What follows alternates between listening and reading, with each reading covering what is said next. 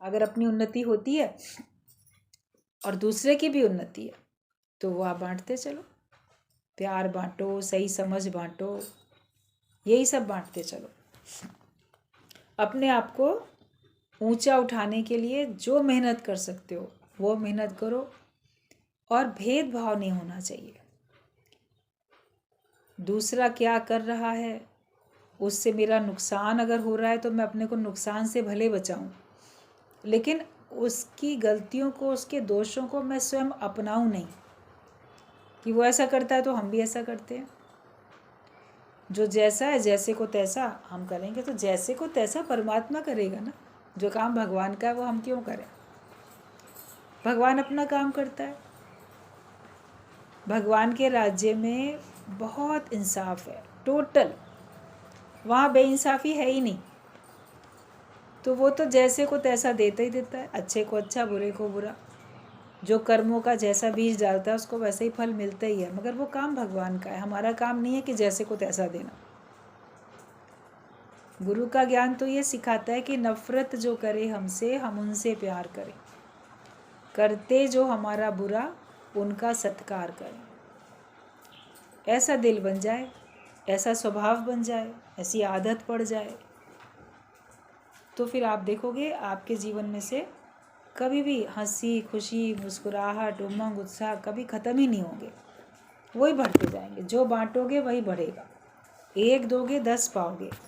प्रेम बांटोगे, आपके अंदर प्रेम बढ़ेगा। ज्ञान बांटोगे, ज्ञान बढ़ेगा। अच्छाइयाँ बांटोगे, अच्छाइयाँ बढ़ेंगी। और वहीं आप बुराइयाँ बांटोगे, नफ़रत बांटोगे, विकार बांटोगे, तो वो आपके अंदर बढ़ेंगे। जो आप जैसा अपना जीवन बनाना चाहते हो, जैसा अपने लिए चाहते हो, वैसे ही सबके लिए व्यवहार करना आप शुरू कर दो। भगवान से तुम्हारा प्यार जगत में कोई नहीं सहेगा। अगर भगवान के साथ तुम्हारा प्यार अगर है तो जगत में कोई नहीं सहेगा। संसार वाले बड़ी ईर्ष्या करते हैं, इसका ना सत्संग से प्यार हो गया, इसका ना गुरु से प्यार हो गया, शायद ये हमको अब कम समझते हैं ये लोग, और ईगो प्रॉब्लम आ जाती है। गुरु की बात मान ली, मेरी नहीं मानी, इसका मतलब मेरे को कम समझते हैं।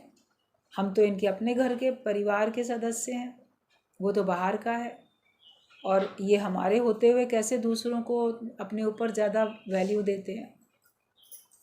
तो उनके अंदर में सहन शक्ति ख़त्म हो जाती है। इसलिए छुपकर ही भगवान से प्यार करो। क्या? इसलिए तुम छुपकर ही भगवान से प्यार करो। अंदर अंदर ईश्वर से प्रेम रहे, और वो आखिरकार छुपेगा नहीं, वो प्रकट होगा, मगर ऐसे बहुत दिखावा करने की ज़रूरत नहीं है। सारी दीवारें तोड़कर भक्त भगवान के पास पहुंच जाता है। मीराबाई को जहर भी अमृत लगा, भक्त को दुख भी सुख लगता है, और भगवान अपने भक्त को कभी दुख भेजता ही नहीं। मीराबाई को तो जहर भी अमृत लगा, उसने भगवान की भक्ति की, भगवान से प्रेम किया, तो अपने अंदर से किया, हृदय से किया, और फिर उसको दुख दुख नहीं लगा। उसने ये जान लिया कि मेरे तो गिरधर गोपाल दूसरा न कोई। और जब वो अपनी इतनी दृढ़ता में आ चुकी थी तो उसको किसी बात की परवाह भी नहीं थी। जब तक हम अपनी दृढ़ता में नहीं आएंगे, आत्मिक निश्चय में नहीं आएंगे, तब तक हमको बहुत परवाह भी होती रहती है। लोग आपको कहते रहेंगे, आप उनकी बात मानते रहोगे, लेकिन आप अंदर से जानो कि मेरा जीवन क्या बंधन में है, या मेरा जीवन अभी बिल्कुल मुक्त है। जीवन मुक्ति का आनंद मैं लेता हूँ कि नहीं, और क्या उचित है क्या अनुचित है वो हर एक जानता है। जो ब्रह्मज्ञानी हो जाता है तो ब्रह्मज्ञानी के लिए विधि निषेध नहीं होता है, मतलब ये करेंगे और ये नहीं करेंगे, उसके ऊपर दोष नहीं होता। वो कुछ भी कर सकता है या वो कुछ भी ना करे, भगवान भी उसके ऊपर दोष नहीं लगाते, क्योंकि वो ब्रह्मज्ञानी है। तो अपने को इतना ब्रह्मज्ञानी बनाओ, फिर आपको जो अंदर से लहर उठेगी कार्य करने की, वो हमेशा सही होगी। जीव भाव आपका समाप्त हो चुका है, आपके अंदर का भाव परमात्मा का भाव केवल रह गया, भगवत भाव रह गया, तो सबके लिए अपनेपन का भाव फिर हमारा जुड़ जाता है।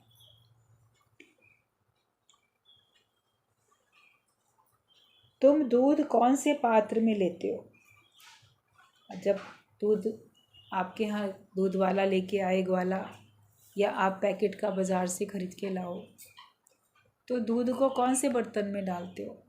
जो बिल्कुल साफ़ होता है, उसमें ज़रा भी कोई अचार की खुशबू भी ना आती हो, कोई खटास या कोई और चीज़ का उसमें स्मेल भी ना आती हो, और लगा तो उसमें होना ही नहीं चाहिए, कुछ और पहले पड़ा हो उसमें आप डाल दें, क्योंकि फिर तो आपका दूध ही फट जाएगा। जिस कार्य के लिए आपने लिया था वो हो ही नहीं पाएगा। तो बहुत दूध वाले बर्तन को बहुत अच्छी तरह से मांज लेते हैं, उसमें जूठन पड़ी नहीं रहने देते। यहाँ तक कि दूध के भगोने में दूध वाली जूठन भी नहीं पड़ी रहने देते कि कल इसमें लिया था, उबाल के खाली हो गया, इसको क्या मांजना, इसमें तो दूध ही था, लाओ इसी में आज ताज़ा इसमें डलवा लेते। वो भी नहीं करते हो, उसको भी तो अच्छी तरह साफ़ करते हो। तो ज्ञान जो है वो उससे भी ज़्यादा महत्वपूर्ण है। अपने अंतःकरण को हमको इतना शुद्ध करना पड़ता है, अपने मन को हमें रोज़ मांजना पड़ता है, शुद्ध रखना पड़ता है, तभी इसमें ज्ञान टिकता है, वरना ज्ञान का असर नहीं होगा। आप सोचो कि मेरे ऊपर ज्ञान का असर नहीं हो रहा है तो क्या कारण है, तो अपने अंदर देख लेना, मेरा हृदय का पात्र अभी स्वच्छ है कि नहीं, किसी प्रकार की मलिनता, किसी प्रकार की अशुद्धि तो नहीं है। ख्यालों से मन अशुद्ध होता है, विचारों से तो मन अशुद्ध होता है, और वरना मन कैसे मलिन होएगा। आपके तन के ऊपर तो बाहर की धूल, मिट्टी, कीचड़ लग सकती है, मन के ऊपर बाहर की थोड़ी लगेगी, वो तो आपके अंदर से ही उठने वाले विचारों की ही मलिनता होगी। आपके प्रेम के विचार हैं कि आपके घृणा के विचार हैं, परायपन के विचार हैं कि अपनेपन के विचार हैं। तो हम अपने ख्यालों से अपने को शुद्ध करते हैं, ज्ञान का विचार रख के, भगवान का विचार रख के, और अपने ख्यालों से अपने को अशुद्ध करते हैं, माया का विचार रख के, विकारों का ख्याल करके हम उससे अपने को अशुद्ध करते जाते हैं। तो जैसे दूध हम बिल्कुल साफ बर्तन में लेते हैं, ऐसे ही अपने भीतर स्वच्छता रखो। और माया का मतलब क्या है? क्या खाली पैसा ही माया होती है? माया केवल पैसे के लिए थोड़ी कहा जाता है, लेकिन जो कुछ आंखों से दिखाई दे रहा है वो सब माया ही है। माया तो शरीर ही है, और उससे तो प्रीत रखते हो। आप बोलोगे नहीं, हमारी माया से बिल्कुल प्रीति नहीं है, लेकिन तुम्हारा जो शरीर है वही तो बड़े में बड़ी माया है, इससे भी तो प्रेम है, अपने शरीर से भी प्रेम है और दूसरों के शरीर से भी प्रेम रखते हो, तो पड़े तो माया में ही हो। जब उस देह को भी भगवान करके देखो कि इसको भी धारण करने वाला भगवान है, इसमें भी सत्ता भगवान की है। किसी भी जड़ चेतन किसी भी वस्तु को देखो, उसको भगवान करके देखो कि ये भगवान का ही रूप है, तो फिर आपका जो प्रेम होगा वो शुद्ध होगा, विकार रहित होगा। विकार सहित प्रेम यहाँ नहीं सिखाया जाता। गुरु हमको निर्विकारी होके जीना सिखाता है, वो हमको आत्मिक प्रेम सिखाता है, जिसमें शरीर का कहीं पर भी कोई रोल नहीं है। इस शरीर के माध्यम से हम कानों से ज्ञान सुन लेते हैं, आँखों से सबको देख लेते हैं, मुख से चर्चा कर लेते हैं, हाथ पैरों से सेवा हो जाती है भगवान जान के। बाकी शरीर से हम किसी प्रकार का रस नहीं लेते हैं, इंद्रियों से किसी प्रकार का रस नहीं लेते हैं, वरना देखने का रस पड़ा है, इसको देखें, उसको देखें, ये नज़ारा देखें, ये पिक्चर देखें, इसका रूप देखें। कानों का सुनने का रस पड़ा होता है, ये बात सुन लें, वो बात सुन लें, ये वाला म्यूज़िक सुने या इसकी निंदा सुने। किसी को निंदाएं सुनने में बड़ा रस आता है, बड़े खुश होते हैं। कोई किसी की बुराई करता रहता है ना, उसको सुन सुन के बड़ा उनको आनंद आता है, अच्छा फलाना इतना बुरा है, बहुत अच्छी बात है।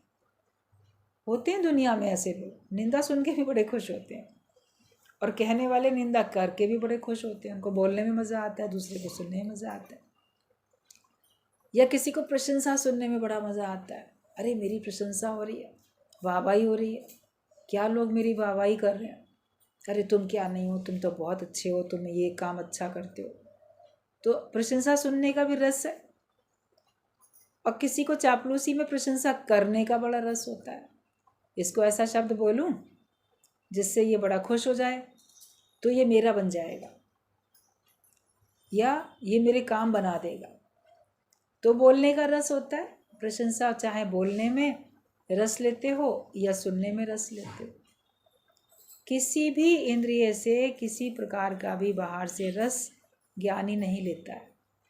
वो अति इंद्रिय आनंद में रहता है, अपने स्वयं के आनंद में रहता है। रस स्वयं का मैं पीता हूँ, खुद ही में खुद में रहता हूँ। वो अपने आप में ही रहता है।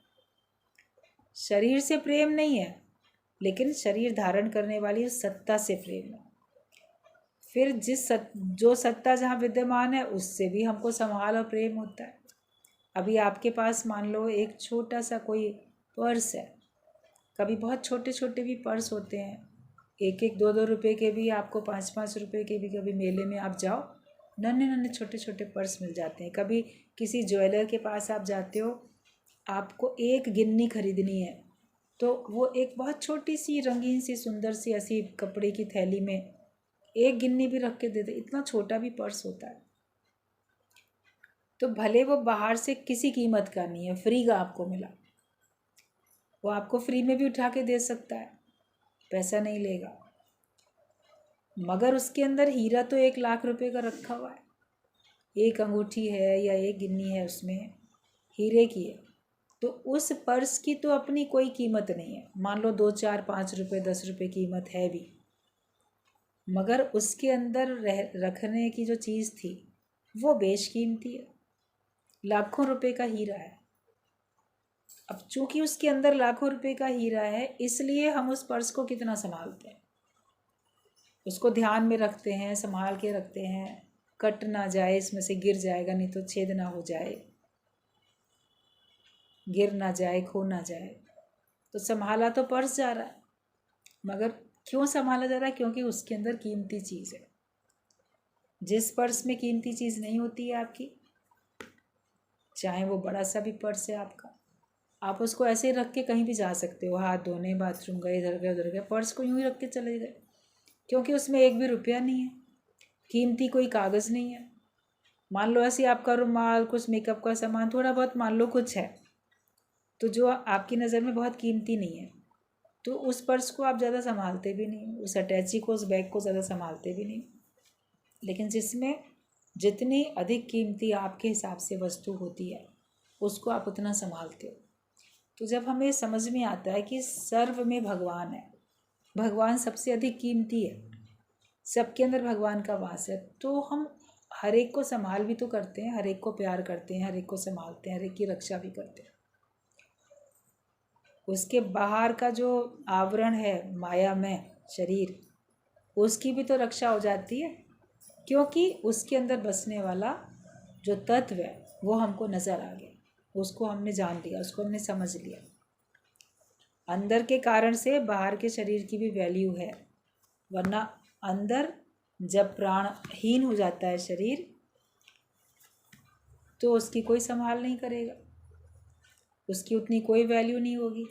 अब प्राण चले गए, ठीक है, अपने धर्म में जिस हिसाब से मर्यादा जो है, संस्कार जो हैं, जो कुछ हम करते हैं, तो वो उस हिसाब से कर देते हैं, वरना लोग क्या कहेंगे, इनके घर का कोई गया, इन्होंने किया नहीं, उसके प्रेम में भी कर देते हैं उसके शरीर की संभाल, लेकिन फिर वो हमारे किसी काम का नहीं रहता ना। हम उसको आराम से अग्नि को समर्पित कर देते हैं, अस्थि विसर्जन कर देते हैं, बहा देते हैं पानी में, क्योंकि अब वो शरीर हमारे काम का नहीं है। जब तक उसमें प्राण थे, जब तक उसमें सत्ता कार्य करती थी, तब तक हो रहा था, और जब नहीं कार्य करती है तो सब खत्म, खेल खत्म।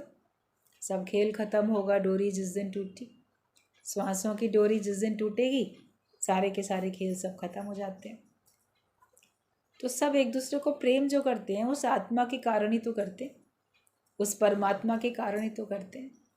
अगर ना हो तो गुरुजी बोलते थे मुर्दा शरीर से तुम प्रेम करके दिखाओ, बेटा बहुत प्यारा है, बेटी बहुत प्यारी है, पति पत्नी माता पिता भाई बहन जो भी संबंधी हैं आपके बहुत प्यारे हैं, लेकिन कब तक? जब तक वो जीवित है।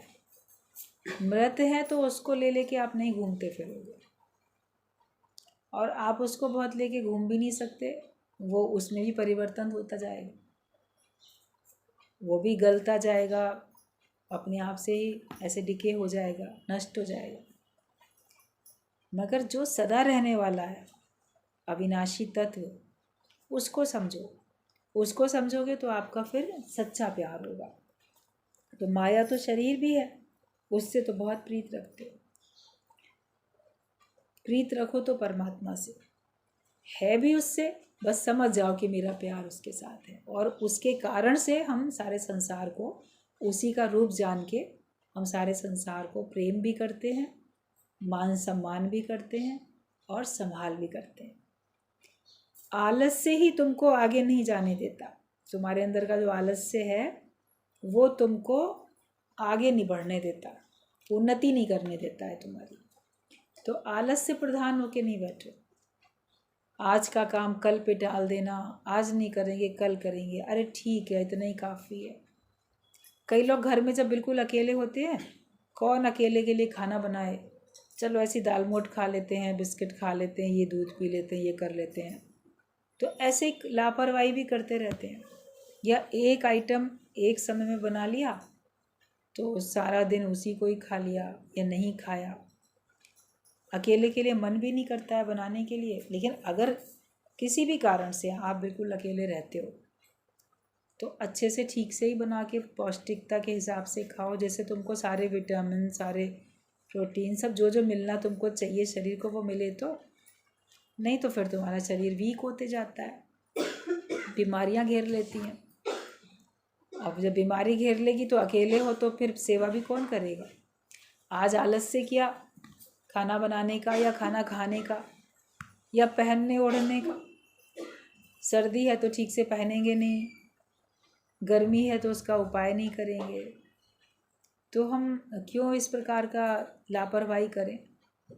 लापरवाही हमारी ज़रा भी नहीं होनी चाहिए अपने से, वरना उसका नुकसान फिर आगे और अधिक हमको उठाना पड़ जाता है।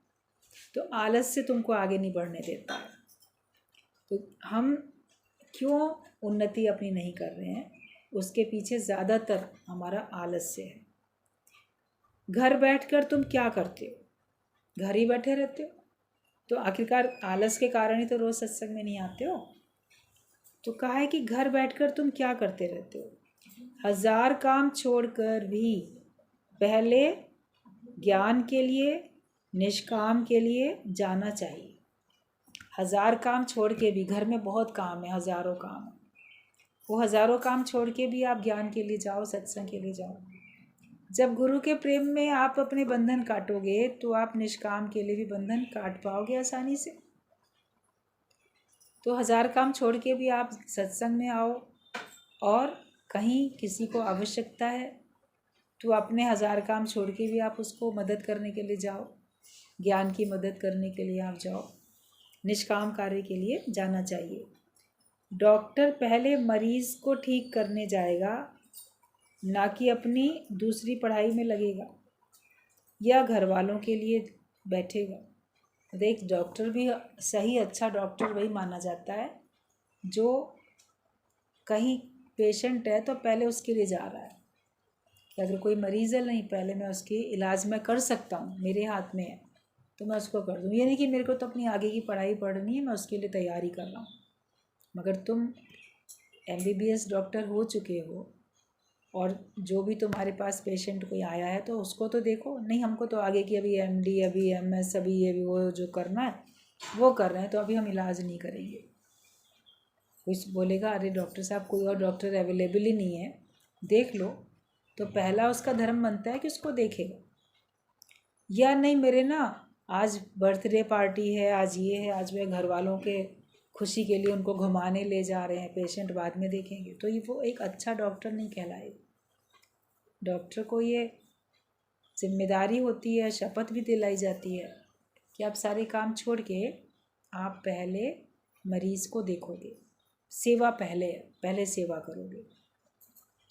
ऐसे ही गुरु भी हमको जब ज्ञानवान बनाता है तो ब्रह्म ज्ञानी की भी पहली जिम्मेदारी ये होती है कि वो पहले गुरु को और भक्तों को, सारे संसार को, सबको पहले सेवा करने के लिए देखेगा। जहाँ जिसकी जैसी आवश्यकता होगी वो वैसा करेगा। वो अपने निज सुख के लिए अपने इस जिम्मेदारी से मुंह नहीं मोड़ सकता है कि नहीं हमको तो ना अभी लेटने का मन है, सोने का मन है, आराम करने का मन है, या हम घर वालों के साथ कोई पिकनिक पार्टी मनाने के लिए जा रहे हैं और कहीं कोई बहुत परेशानी में है, उसको सत्संग की ज़रूरत है, ज्ञान की ज़रूरत है, तो ब्रह्म ज्ञानी तो पहले वहाँ जाएगा। तो हमें भी 1000 काम छोड़ के पहले ज्ञान के लिए और निष्काम के लिए आगे जाना चाहिए। तुम्हारा मन बीच में ही आ जाता है, वो रोक देता है। ज्ञानी तो अपने को ही ठीक कर रहा है। मन बीच में आएगा, क्यों दूसरों के लिए जाते हो, वो लोग तुम्हारे लिए क्या करेंगे, घर वाले ही तो काम में आएंगे, इनको नाराज़ मत करो, रहना तो इन्हीं के साथ है, रोटी तो मुझे यही खिला रहे हैं, वक्त पड़ने पे डॉक्टर के पास यही लेके जाएंगे, मरने के बाद चिता को आग यही लगाएंगे, तो हम इनके खिलाफ तो जा नहीं सकते। तो ये मन है जो हमको ऐसा बोलता है। अपने मन की जो भी हेरा फेरियाँ हैं उनको समझ जाओ कि मन पता नहीं कहाँ कहाँ हमको भटकाता रहता है, तो जिस कारण से हम बीच में ही रुक जाते हैं, तो मन ही हमारे बीच में आ जाता है। तो ज्ञानी तो अपने को ही ठीक कर रहा है, वो किसी दूसरे को ठीक करने नहीं जा रहा कि अरे दूसरे की मदद करने जा रहे हैं। उसने बुलाया, उसको ज़रूरत थी सत्संग की, तो वहाँ गए, तो लोग बोलेंगे वो लोग तुम्हारे क्या काम आते हैं, उनके लिए क्यों जा रहे हो। तो ज्ञानी क्या बोलेगा, मैं उनके लिए नहीं जाता, मैं अपने लिए जा रहा हूँ, मैं अपनी चेकिंग के लिए जाता हूँ कि मेरे ऊपर सर्व का अधिकार है या किसी एक का अधिकार है। भगवान के ऊपर सबका अधिकार होता है, भगवान के ऊपर किसी एक का अधिकार नहीं होता, सारे संसार का अधिकार उसके ऊपर है। और गुरु हमको मान न मान तू है भगवान बनाने में लगा हुआ है, तो केवल हमारे घर वालों का अधिकार हमारे पर थोड़ी होगा, लेकिन संसार में सभी का अधिकार हमारे पर होगा और सभी की हमको मदद करने के लिए आगे बढ़ना ही होगा। तो वो ज्ञानी तो अपने ही मन को ठीक करता है, दूसरा देखकर अपने को ही खुश करता है। लगता है इसने दूसरे को खुश किया, दूसरे की खुशी के लिए गया, मगर उसमें भी वो क्या बोलेगा कि मैं तो अपने ही मन की खुशी के लिए चल रहा हूँ, कि इससे मुझे ही खुशी मिलती है। हम दूसरे के लिए नहीं, अपनी प्रसन्नता के लिए जा रहे हैं। किसी के पास भी जाते हैं सत्संग सुनाने के लिए या किसी भी प्रकार की मदद करने के लिए, तो ये सोचो कि मैं अपनी प्रसन्नता के लिए जाता हूँ, अपनी खुशी के लिए। उसके ऊपर कोई एहसान नहीं है कि हम तुम्हारे लिए आए, तो मुसीबत में थे तो हम आए, हमने तुम्हारी इतनी मदद की। मन कभी बोलेगा, या कभी मुख से भी आप उसके आगे भी बोल सकते हो, किसी और को सुना सकते हो, देखो मैंने फलाने के लिए कितना कितना किया, आज वो मतलब निकल गया तो मेरे को पहचानता नहीं। लोग ऐसा कह सकते हैं ना, लेकिन ज्ञानी ऐसा कभी नहीं कहता है। मनुष्य जन्म तो जा ही रहा है, जो भी बचा हुआ समय है वो सत्य के लिए जाए। हर एक का जीवन तो जा ही रहा है, समय रुकता नहीं है, गिनती की श्वासें हैं, वो हर दिन हमारी रोज़ एक एक करके पल पल में समाप्त होती जा रही हैं। तो समय तो हर एक का जा रहा है, तो वो माया में जाए या किसी अच्छे कार्य के लिए जाए, बहुत सारा चला गया जीवन। तो जो बचा हुआ समय है, ये मालूम ही नहीं कितना बचा है अभी, लेकिन जो भी हमारे पास बचा हुआ समय है वो हमारा सत्य के लिए जाए, मतलब सत्संग के लिए जाए वो हमारा समय। गुरु तो तुमको दौड़ा देगा, नींद नहीं करने देगा कि उठो जागो जगाओ सबको। अब नहीं करोगे तो ज्ञान का कार्य कब करोगे। गुरु तो तुम सबको दौड़ा देता है कि अरे उठो जाओ, आलसी बन के क्यों घर में बैठे हो, अभी नहीं करोगे तो कब करोगे। समय तो हर एक का जा रहा है, शक्ति धीरे धीरे हर एक की कम होती जाती है। एक समय आता है कि जब आपको लगता है कि अब आपके अंदर की शक्ति घट रही है, एक समय होता है कि आपको लगता है दिनों दिन शक्ति बढ़ रही है शरीर की। जब यंग एज होती है तो धीरे धीरे बढ़ती है, फिर थोड़े समय के लिए स्थिर होती है, स्टेबल रहती है। फिर बाद में आपको लगता है अब ना दिनों दिन हमारा स्टेमिना कम हो रहा है, घट रहा है। आयु जितनी बढ़ जाती है तो धीरे धीरे घटती भी महसूस होती है। तो वो होता रहता है। तो हम आज अगर नहीं करेंगे तो आगे तो आपके अंदर की स्टेमिना, हिम्मत, शरीर की क्षमता सब कम होती चली जाएगी। तो फिर और भी नहीं कर सकोगे। तो जो करना है आज ही तू कर ले। क्यों कल पे रखता है, कल किसने देखा है। अपने समय का सदुपयोग करो। अगर हम गुरुवान हैं तो गुरु तो हमको बिल्कुल कार्य में लगा देगा। वो ये नहीं बोलेगा कि तुम बस इतना ही कर चुके अब आगे नहीं करो। बोलेगा अरे उठो, जाओ, ज्ञान का कार्य अभी करो। अब नहीं करोगे तो कब करोगे। अपना जीवन नहीं गंवाना है। विवेकानंद को अमेरिका में अच्छे बिस्तर पर भी नींद नहीं आई। उसको लगा मेरा जीवन जो है जा रहा है। जब वहाँ गया, वो सत्संग सुनाने के लिए, ज्ञान के लिए गया था।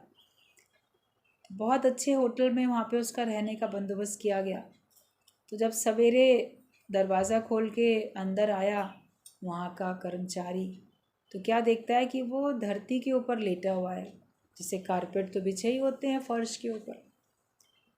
मतलब अरे आप ज़मीन पर क्यों लेटे हैं, कुछ प्रॉब्लम थी बिस्तर में। बोलते नहीं, बिस्तर तो बहुत बढ़िया था, बड़ा नरम अच्छा गद्दे वाला बढ़िया बिस्तर था। लेकिन मुझे लग रहा था कि जब तक लोग दुखी हैं तब तक मैं सुख की नींद कैसे सो सकता हूँ। मैं आराम करूँ, मैं सुख लूँ, और संसार में न जाने कितने लोग कितने परेशान हैं। तो मुझे तो सबका दुख दूर करना है, अपना सुख मुझे नहीं लेना है। तुम लोग दुखी और मैं कैसे सुखी, तो इस विचार में तो मुझे नींद नहीं आ रही थी। तो फिर मैं उतर के नीचे ही लेट गया, वहीं सोया हुआ। विवेकानंद की बात आती है ये। उसको अपना सुख प्यारा नहीं था कि मुझे अपना ही सुख लेना है। एक भाव था उसका, अपना निष्काम भाव था कि जब तक सभी लोग ना सुखी हो जाएं तब तक हम कैसे सुख लें। अभी अपने ही घर में, आपके परिवार में जितने लोग हैं, मन बोलता है ना जब तक सब ना खुश हों तो हम कैसे खुश हो जाएं।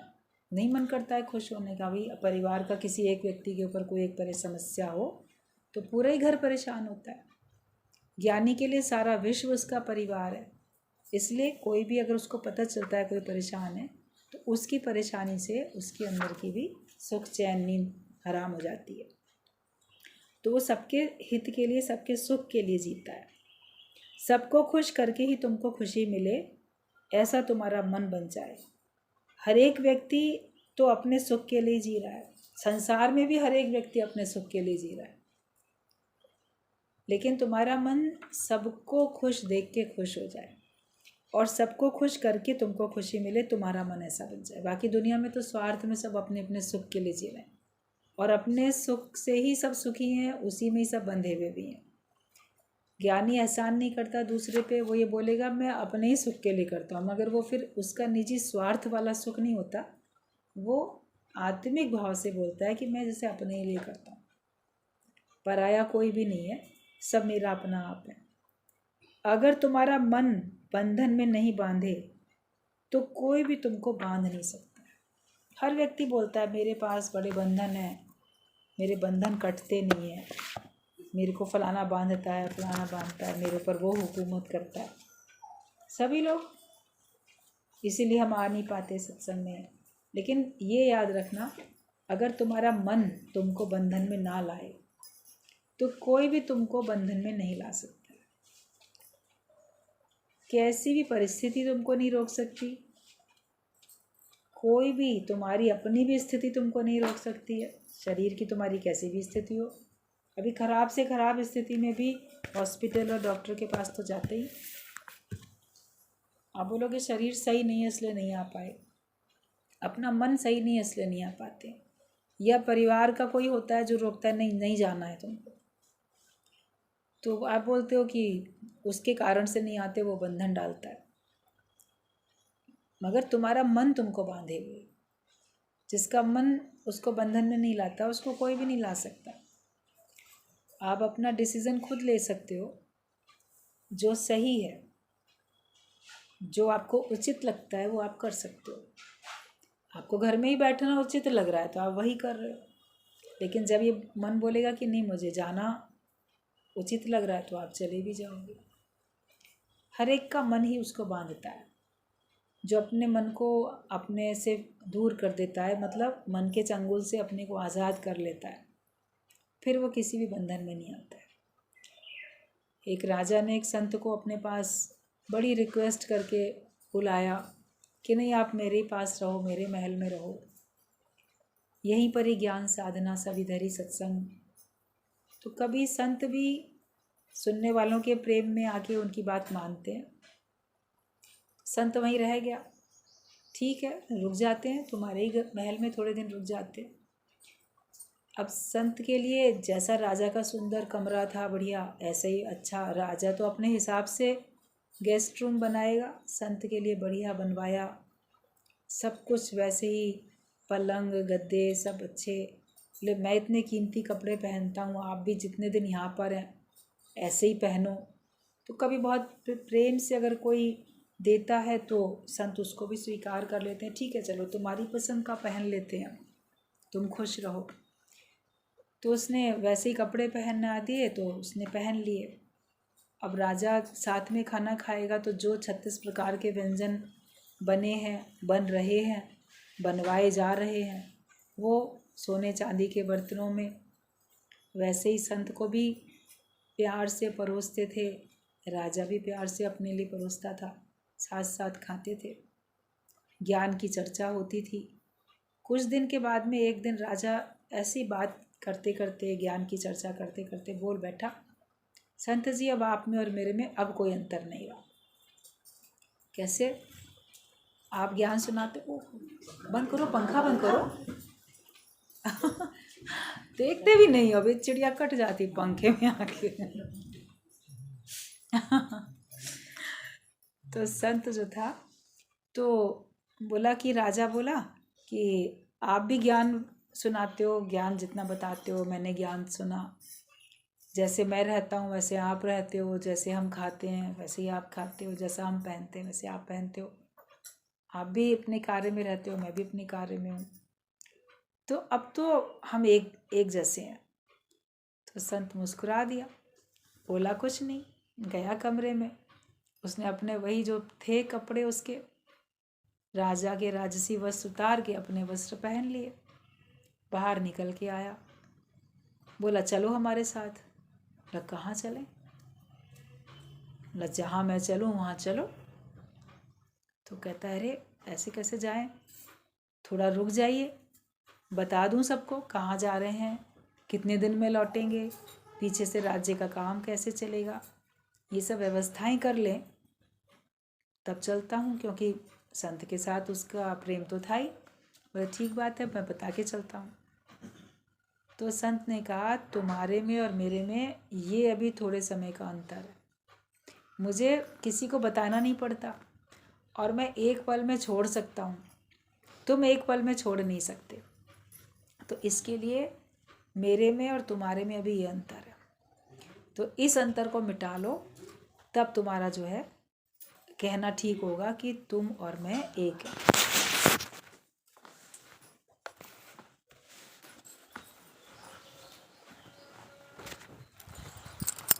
कोई तो मेरा अच्छा हेल्पिंग हैंड नहीं बनता है आप लोग।